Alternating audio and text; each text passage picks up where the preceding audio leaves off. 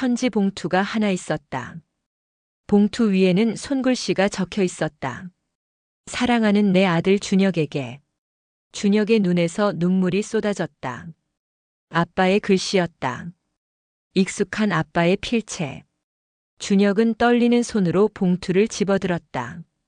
아버님께서 준혁 군에게 남기신 편지입니다. 변호사가 말했다. 하지만 먼저 설명을 드려야 할 것이 있습니다.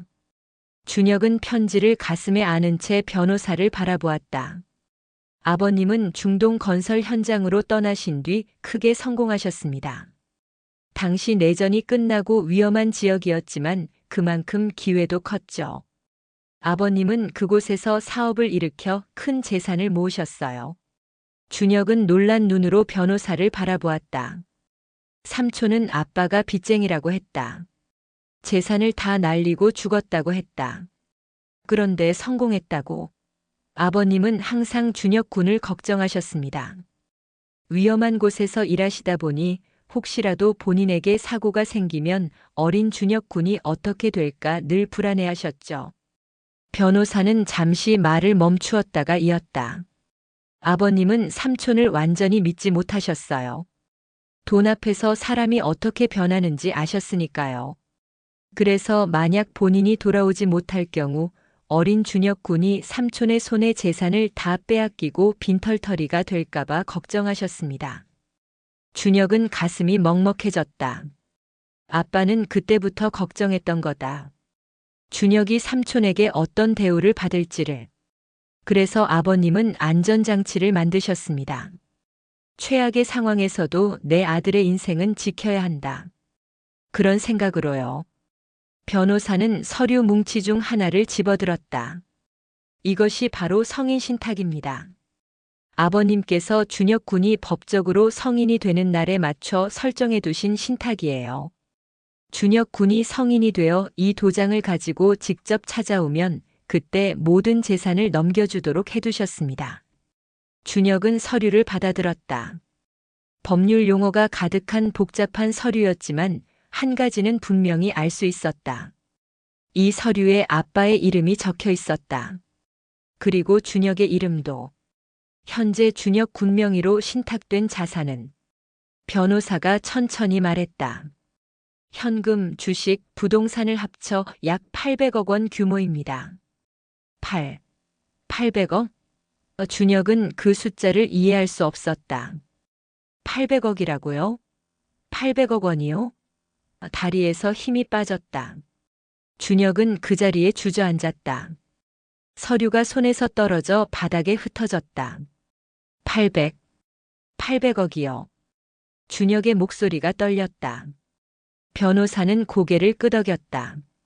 네. 아버님은 5년 전에 이 재산을 신탁하셨고 그동안 이자와 투자 수익이 더해져 지금의 규모가 되었습니다. 이 모든 것이 준혁 군의 것입니다. 준혁은 멍하니 바닥에 앉아 있었다. 머릿속이 하얘졌다. 어젯밤만 해도 3만 원이 전 재산이었다. 식당에 팔려갈 처지였다. 그런데 지금 800억 원이라고. 준혁은 떨리는 손으로 아빠의 편지를 열었다. 눈물 때문에 글씨가 흐릿하게 보였다. 준혁아, 아빠의 사랑하는 아들. 내가 이 도장을 가지고 법률사무소를 찾았다면 아빠의 선택이 옳았겠구나. 아빠가 걱정한 대로 너에게 힘든 일이 있었던 거겠지. 아빠는 너를 두고 떠나면서 매일매일 걱정했단다. 삼촌이 너를 잘 키워줄까? 내가 행복하게 지낼 수 있을까? 하지만 아빠는 삼촌을 완전히 믿을 수가 없었어. 그래서 이런 장치를 만들어둔 거야. 만약 삼촌이 너를 정말 아들처럼 사랑해서 잘 키워줬다면 이 유산의 30%는 삼촌에게 감사의 뜻으로 증여될 것이다. 240억 원이야. 그 정도면 충분히 보답이 되겠지. 하지만 만에 하나라도 내가 홀대받았다면, 내가 고통받았다면 삼촌에게는 단 한 푼도 주지 말라고 신탁해뒀다. 그건 내 몫이야. 준혁아, 내가 이 편지를 혼자 읽고 있다면 아빠는 내 곁에 없겠지. 그게 아빠는 가장 슬프고 미안하구나. 하지만 이 재산이 너의 든든한 울타리가 되어줄 거야. 이제 내 인생은 내가 선택할 수 있어. 아무도 너를 함부로 대할 수 없어. 사랑한다, 내 아들. 아빠가. 준혁은 편지를 가슴에 안고 소리내어 울었다. 그동안 참아왔던 눈물이 한꺼번에 쏟아졌다. 아빠는 알고 있었다. 삼촌을 완전히 믿지 못했다. 그래서 이런 장치를 만들어둔 거였다. 준혁 군. 변호사가 조심스럽게 말했다. 한 가지 더 말씀드릴 것이 있습니다. 준혁은 눈물을 훔치며 고개를 들었다. 아버님은 실종되시기 전까지 삼촌께 매달 1,000만 원을 송금하셨습니다. 10년 동안 빠짐없이요. 총 12억 원에 달하는 금액입니다. 준혁은 알고 있었다. 아빠가 매달 돈을 보냈다는 것을. 하지만 삼촌께서는 준혁 군에게 아버님이 빚쟁이라고 거짓말을 하셨죠. 실제로는 빚이 없었음에도요. 준혁의 눈이 커졌다. 빚이 없었다고요? 아버님은 빚이 한 푼도 없으셨습니다. 오히려 삼촌께서 아버님께 빌린 돈이 있었죠. 삼촌께서는 그 사실을 숨기고 준혁 군에게 아버님이 파렴치한 빚쟁이라는 거짓말을 하신 겁니다. 준혁은 배신감에 온몸이 떨렸다. 5년 동안 삼촌에게 들어온 말들이 떠올랐다. 내 아빠가 남긴 빚이 얼마나 줄 알아? 빚쟁이의 아들 주제에. 그 모든 말이 거짓이었다. 준혁은 눈물을 닦고 천천히 일어섰다. 그리고 아빠의 도장을 바라보았다. 낡은 대추나무 도장. 이 작은 도장이 준혁의 인생을 바꿔놓았다. 준혁의 눈빛이 달라졌다. 슬픔과 눈물 대신 단단한 결의가 자리 잡았다. 변호사님. 준혁이 입을 열었다. 아빠는 삼촌이 저를 잘 키워줬을 때만 돈을 주라고 하셨죠? 네, 그렇습니다. 그럼 그 반대의 경우도 증명할 수 있나요? 삼촌 가족이 저를 구박하고 무시했던 걸요? 변호사는 빙긋이 웃었다. 물론입니다.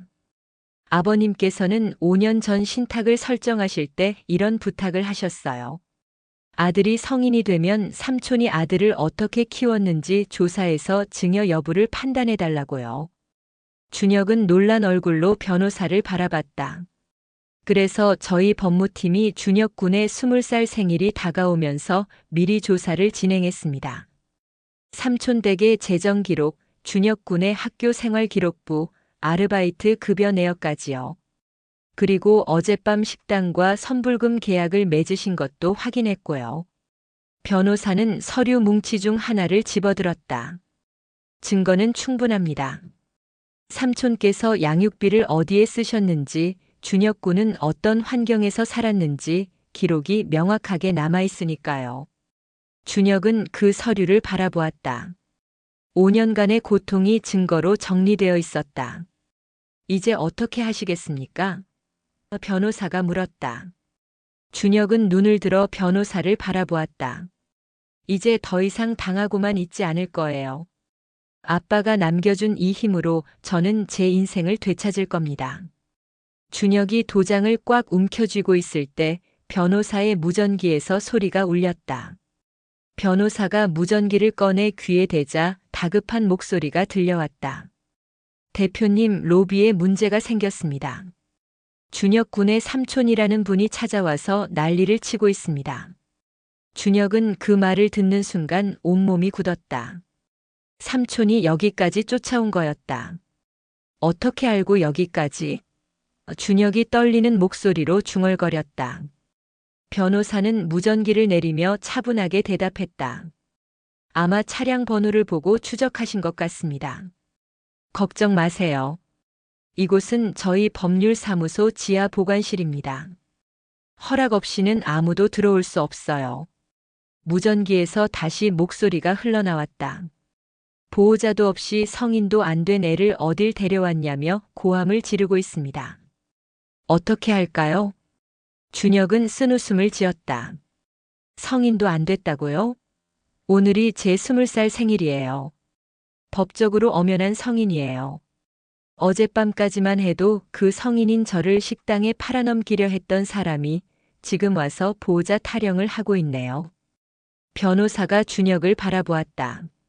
준혁 군, 삼촌을 만나시겠습니까? 원치 않으시면 저희가 돌려보낼 수 있습니다. 준혁은 잠시 생각했다. 삼촌을 만나고 싶지 않았다. 하지만 피할 수만은 없었다. 언젠가는 마주쳐야 할 사람이었으니까. 그리고 준혁은 이제 더 이상 예전의 준혁이 아니었다. 만날게요. 준혁이 대답했다. 목소리가 떨렸지만 눈빛만은 단단했다. 직접 말하고 싶은 게 있어요. 변호사는 고개를 끄덕이며 직원에게 지시했다. 삼촌을 응접실로 안내해드려라. 잠시 후 응접실 문이 열렸다. 삼촌이 헐레벌떡 뛰어들어왔다. 뒤따라 태준이도 들어왔다. 삼촌은 법률사무소 본관의 압도적인 규모에 잠시 위축된 표정을 지었지만 곧 준혁을 발견하고는 달려왔다. 준혁아. 삼촌은 준혁의 손을 덥석 잡았다. 눈가에 눈물까지 글썽이며 걱정스러운 표정을 지었다. 준혁은 그 연기력에 소름이 돋았다. 괜찮니? 이 사람들이 너한테 무슨 짓 안 했어? 삼촌이 얼마나 걱정했는지 몰라. 아침에 일어났더니 내가 없어서 얼마나 놀랐는지. 삼촌의 목소리는 걱정으로 가득 차 있었다. 마치 진심으로 준혁을 사랑하는 보호자처럼. 하지만 준혁은 알고 있었다. 이게 전부 연기라는 걸. 어젯밤까지 준혁을 식당에 팔아넘기려 했던 사람이 갑자기 걱정이라니. 어서 가자, 준혁아. 오늘 내 생일인데 삼촌이 집에서 맛있는 거 해줄게. 미역국도 끓여주고 케이크도 사줄게. 삼촌은 준혁의 손을 잡아 끌려 했다. 옆에 서 있던 태준이도 어색하게 끼어들었다. 야, 박준혁. 아니, 준혁아. 태준이의 말투가 갑자기 바뀌었다. 아빠가 너 걱정돼서 여기까지 쫓아온 거 봐. 우리 빨리 집에 가자. 응? 준혁은 그 어색한 연기를 보며 가슴이 싸늘해졌다. 5년 동안 식모처럼 부려먹고 돈을 빼앗고 식당에 팔아넘기려 했던 사람들이 지금 와서 가족인 척하고 있었다. 준혁은 천천히 삼촌의 손을 내려놓았다. 떨리는 손이었지만 준혁의 눈빛은 흔들리지 않았다. 삼촌. 준혁이 입을 열었다. 목소리가 갈라졌다. 아빠가 저 키우라고 매달 돈 보내셨다면서요? 삼촌의 표정이 미세하게 굳었다. 준혁은 그 변화를 놓치지 않았다. 10년 동안 매달 1,000만 원씩 총 12억 원이요.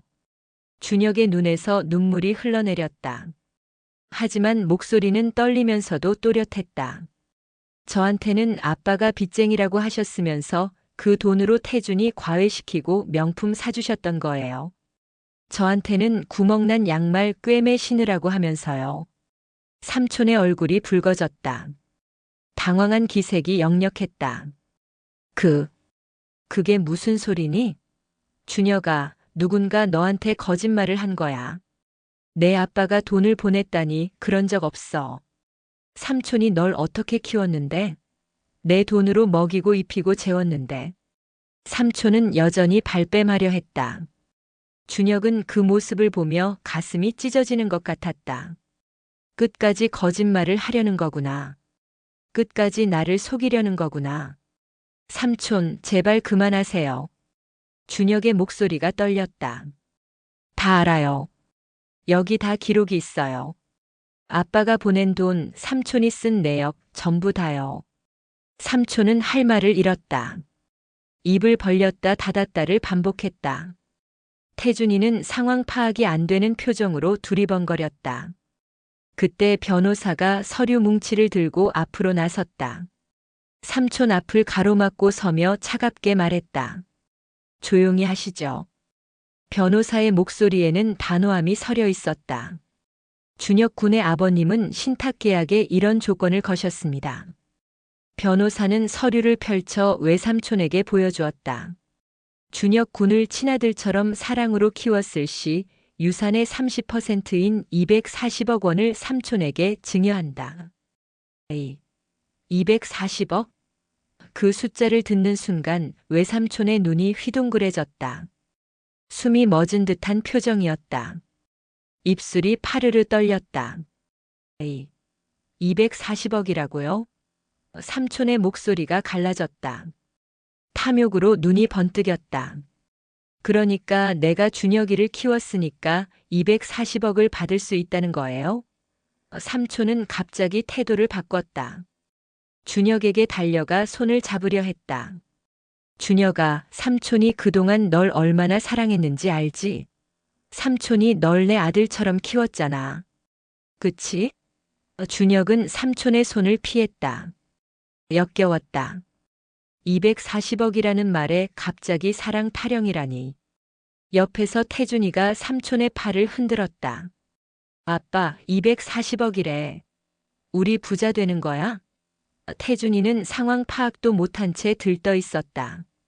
철없는 모습에 준혁은 한숨이 나왔다. 하지만 변호사의 다음 말이 그들의 기대를 산산조각 냈다.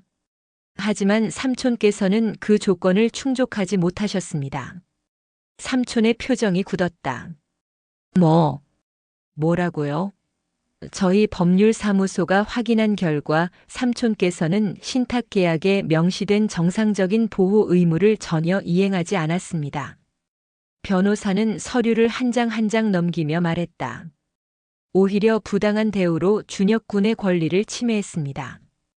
양육비를 착복하고 준혁 군의 근로 수입을 빼앗고 심지어 준혁 군을 식당에 선불금을 받고 넘기려 했습니다. 삼촌의 얼굴이 하얗게 질렸다. 그건. 변호사는 두꺼운 서류 뭉치를 탁자 위에 올려놓았다.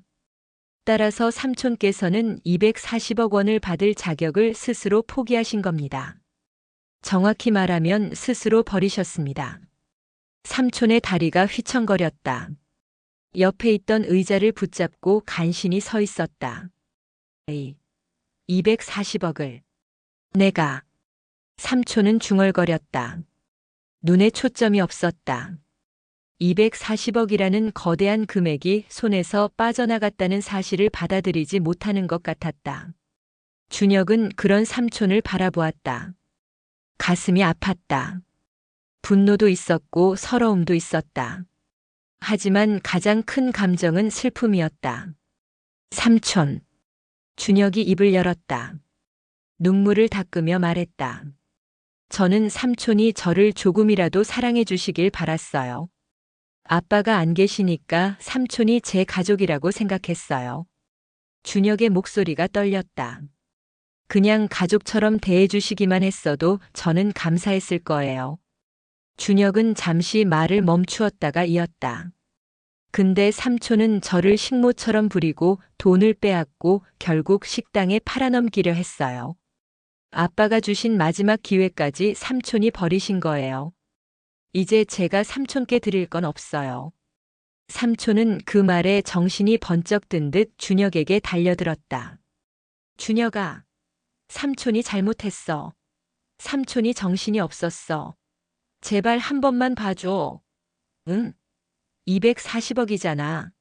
그 돈이면 우리 다 같이 잘 살 수 있어. 삼촌은 준혁의 옷자락을 붙잡고 매달렸다.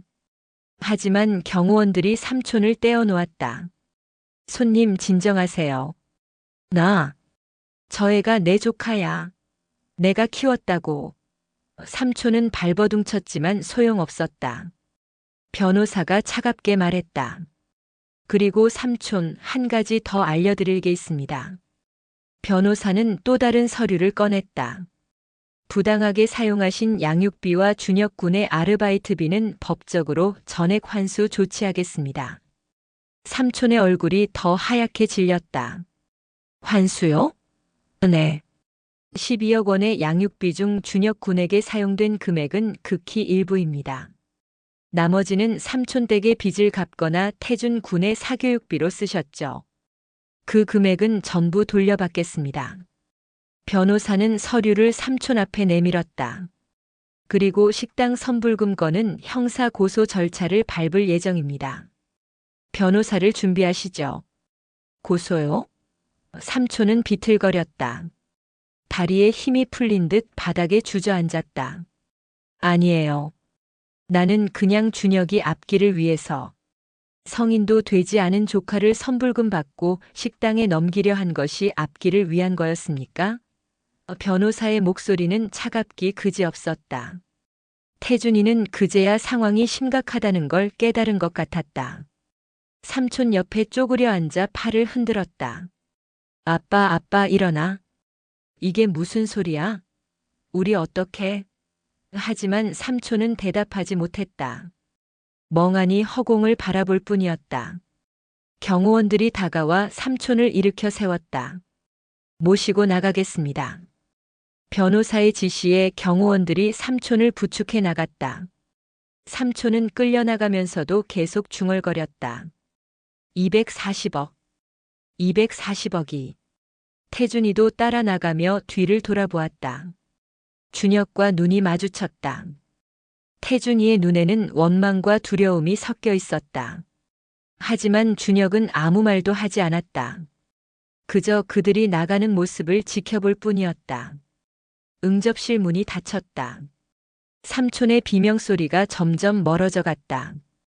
준혁은 그 자리에 한참을 서 있었다. 손에는 여전히 아빠의 도장이 쥐어져 있었다. 눈물이 볼을 타고 흘러내렸다. 준혁군. 변호사가 조심스럽게 말했다. 괜찮으십니까? 준혁은 고개를 끄덕였다. 괜찮지 않았다. 하지만 동시에 어딘가 후련하기도 했다. 5년 동안 짓눌려 살았던 무게가 조금은 가벼워진 것 같았다. 변호사님. 준혁이 입을 열었다. 감사합니다. 아빠가 남긴 걸 지켜주셔서요. 변호사는 고개를 숙였다. 저는 약속을 지켰을 뿐입니다. 이제 남은 건 준혁 군의 몫이에요. 준혁은 손에 쥔 도장을 내려다보았다. 낡은 대추나무 도장. 아빠가 남긴 마지막 선물. 준혁은 그 도장을 가슴에 꼭 안았다. 이제 정말 새로운 시작이었다. 며칠 후 계절이 바뀌었다. 실린 겨울 바람이 지나가고 어느덧 봄이 왔다. 삼촌의 집을 뛰쳐나왔던 그 차가운 새벽이 엊그제 같은데 벌써 캠퍼스에는 파릇한 봄 기운이 감돌고 있었다. 준혁은 서울대학교 정문 앞에 서 있었다. 더 이상 구멍난 양말을 신고 있지 않았다. 뒤축이 꺾인 낡은 운동화도 태준이가 입다 버린 헌옷도 아니었다. 깔끔한 셔츠에 단정한 재킷, 잘 맞는 구두까지. 아버지가 남겨준 유산으로 정갈하게 갖춰 입은 준혁의 모습은 그 누구보다 빛나는 20살 대학생 그 자체였다. 준혁은 정문 앞에서 잠시 멈춰섰다. 고개를 들어 파란 하늘을 올려다보았다. 구름 한 점 없는 맑은 하늘이었다. 준혁은 깊은 숨을 들이쉬었다. 봄 기운이 폐 속 깊이 들어왔다. 상쾌했다. 살아있다는 게 느껴졌다. 아빠 나왔어. 준혁은 속으로 중얼거렸다. 정문 위에 새겨진 서울대학교라는 글자가 햇살을 받아 반짝였다. 몇 달 전만 해도 이곳에 올 수 있을 거라고는 상상도 못했다. 합격 통지서를 받았을 때 삼촌은 화면을 보지도 않고 준혁의 손을 뿌리쳤었다. 등록금 낼 돈이 어디 있냐며 당장 치우라고 했었다. 하지만 지금 준혁은 이곳에 서 있었다. 당당하게 아무에게도 눈치 보지 않고. 오늘은 입학식 날이었다. 준혁은 가방끈을 고쳐 잡고 정문을 향해 걸어갔다. 그때 뒤에서 누군가 준혁을 불렀다. 준혁군. 익숙한 목소리였다. 준혁이 뒤를 돌아보니 변호사가 서 있었다. 여전히 기품 있는 수트 차림이었고 얼굴에는 온화한 미소가 띄어 있었다. 변호사님 오셨어요? 준혁이 반갑게 인사했다. 변호사는 고개를 끄덕이며 다가왔다. 입학식에 혼자 오시면 섭섭하실 것 같아서요. 아버님을 대신해서 축하드리러 왔습니다. 준혁의 눈가가 촉촉해졌다. 아빠를 대신해서라는 말이 가슴 깊이 와닿았다. 감사합니다, 변호사님. 변호사는 주머니에서 작은 상자를 꺼냈다. 준혁에게 건네며 말했다. 입학 선물입니다. 이건 제가 드리는 게 아니라 아버님께서 미리 준비해 두신 거예요. 준혁은 떨리는 손으로 상자를 받았다. 상자를 열자 안에는 작은 태블릿이 들어 있었다.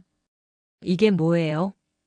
아버님께서 5년 전 신탁을 설정하실 때 영상 메시지를 함께 맡기셨습니다. 준혁 군이 성인이 되어 대학에 입학하는 날 전해달라고 하셨어요. 준혁의 심장이 쿵쾅거렸다. 아빠의 영상 메시지라고. 아빠의 얼굴을, 아빠의 목소리를 다시 볼 수 있다고. 준혁은 태블릿 화면을 켰다. 잠시 로딩 화면이 지나가고 영상이 재생되었다. 화면 속에 아빠가 나타났다. 5년 전의 아빠였다. 지금보다 조금 젊어 보였지만 그 환한 미소는 준혁의 기억 속 아빠와 똑같았다. 아빠는 카메라를 바라보며 말하기 시작했다. 준혁아. 아빠의 목소리가 스피커를 통해 흘러나왔다. 준혁은 그 목소리를 듣는 순간 눈물이 쏟아졌다. 5년 만에 듣는 아빠 목소리였다. 준혁아, 이 영상을 보고 있다면 내가 20살이 됐다는 거겠구나. 벌써 그렇게 컸구나. 아빠가 내 곁에서 이 순간을 함께 못해서 정말 미안해. 아빠의 눈가가 붉어졌다. 하지만 아빠는 애써 미소를 지으며 말을 이었다. 준혁아, 아빠가 이 돈을 맡기면서 기도를 했어. 내가 20살이 되었을 때 아빠가 내 곁에서 이 돈을 같이 쓸 수 있다면 가장 행복하겠지만 아빠가 내 곁에 없더라도 이 돈이 너의 단단한 성벽이 되어줬으면 좋겠다고. 준혁은 태블릿을 두 손으로 꼭 잡았다. 화면 속 아빠의 얼굴이 눈물 때문에 흐릿하게 보였다. 아빠는 내가 돈 때문에 꿈을 포기하지 않길 바랐어. 내가 하고 싶은 공부가 있으면 마음껏 하고 가고 싶은 곳이 있으면 마음껏 가고 먹고 싶은 것도 마음껏 먹어. 이제 고생은 끝났으니까. 아빠는 잠시 말을 멈추었다가 다시 입을 열었다. 준혁아, 남의 눈치 보지 마. 아빠가 없어서 힘들었지? 외로웠지? 그거 다 알아. 하지만 이제는 당당하게 살아. 넌 충분히 그럴 자격이 있어. 아빠의 자랑스러운 아들이니까. 아빠의 얼굴에 환한 미소가 피어났다. 사랑한다, 내 아들. 아빠가 항상 지켜볼게. 영상이 끝났다. 화면이 꺼졌지만 준혁은 한참 동안 태블릿을 내려놓지 못했다. 눈물이 멈추지 않았다. 하지만 슬픈 눈물만은 아니었다. 아빠의 사랑을 확인한 눈물. 가슴속 깊은 곳에 남아있던 응어리가 씻겨 내려가는 눈물이었다. 준혁 군, 괜찮으세요? 변호사가 조심스럽게 물었다. 준혁은 눈물을 닦으며 고개를 끄덕였다. 네, 괜찮아요. 아빠 얼굴 보니까 너무 보고 싶었거든요. 준혁은 태블릿을 소중히 가방에 넣었다. 이건 평생 간직할 보물이 될 거다. 아빠의 마지막 선물이니까. 변호사가 준혁과 나란히 걸으며 말했다. 참, 삼촌 소식 들으셨습니까? 준혁은 고개를 저었다. 솔직히 듣고 싶지 않았다. 하지만 변호사가 먼저 꺼낸 말이니 들어보기로 했다. 아버님이 보내신 양육비를 부당하게 사용한 내역이 밝혀지면서 환수 절차가 진행 중입니다. 삼촌께서는 살던 집을 처분하셔야 할 상황이에요. 준혁은 아무 말도 하지 않았다. 변호사가 말을 이었다. 태준 군도 대학을 포기했다고 합니다. 고액 과외 덕에 겨우 붙었던 대학이었는데 등록금을 낼 형편이 안 되니까요. 지금은 생계를 위해 일자리를 찾고 있다고 하더군요. 준혁은 멈춰섰다. 잠시 하늘을 올려다보았다. 삼촌과 태준이의 소식을 들으니 복잡한 감정이 밀려왔다. 하지만 복수심 같은 건 느껴지지 않았다. 통쾌함도 없었다. 그냥 담담했다. 이제 저랑은 상관없는 사람들이에요. 준혁이 조용히 말했다. 원망도 안 해요. 그냥 이제 저는 제 인생을 살고 싶어요. 그 사람들은 그 사람들 인생을 살겠죠. 변호사는 고개를 끄덕였다. 준혁의 성숙한 태도에 감탄하는 것 같았다. 현명한 생각이십니다. 아버님께서도 분명 그걸 바라셨을 거예요. 두 사람은 다시 걸음을 옮겼다. 입학식장이 있는 건물이 저 멀리 보였다. 건물 앞에는 새내기 대학생들과 그 가족들이 모여 있었다. 꽃다발을 든 부모님들, 활짝 웃는 학생들. 행복한 풍경이었다.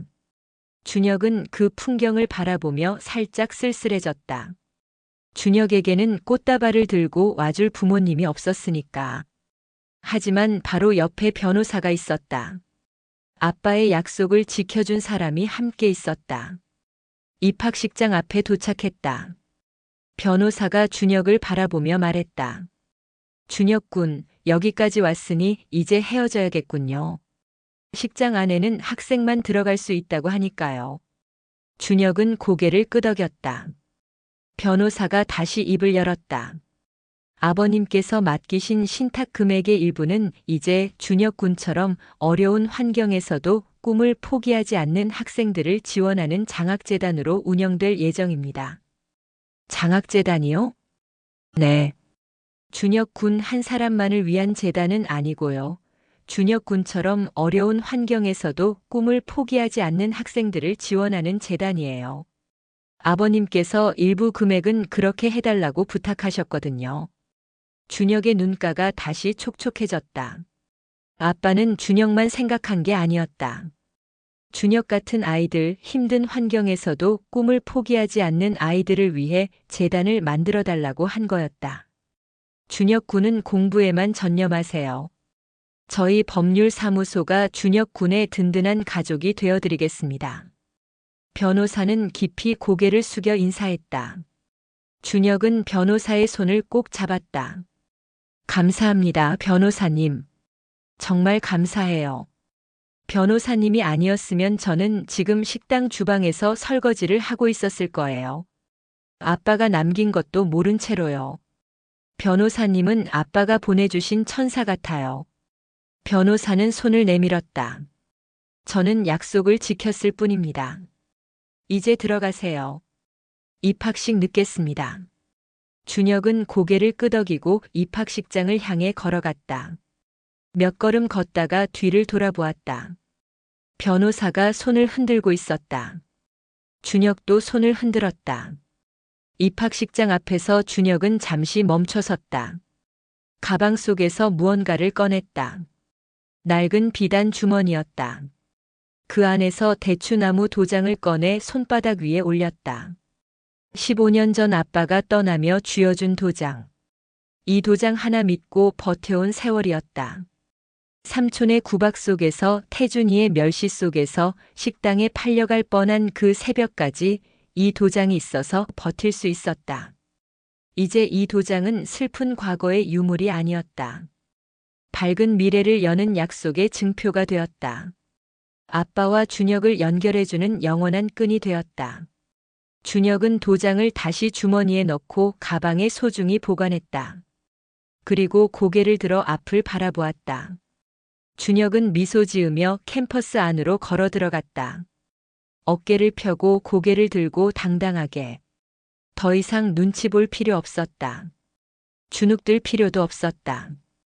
준혁은 이제 자신의 인생을 살 거다. 아빠가 키워준 이 터전 위에서 마음껏 꿈을 펼칠 거다. 오늘 이야기 어떠셨나요?